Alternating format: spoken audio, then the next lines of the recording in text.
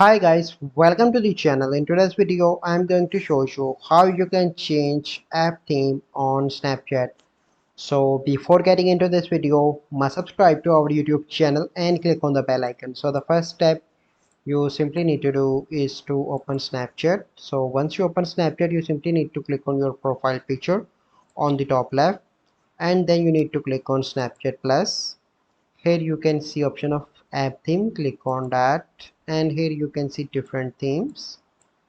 You can select any theme that you like, so I'm going to select this one, and this theme will be applied onto your, so let me reset this first.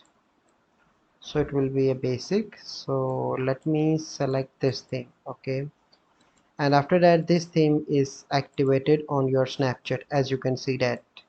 So here you can see.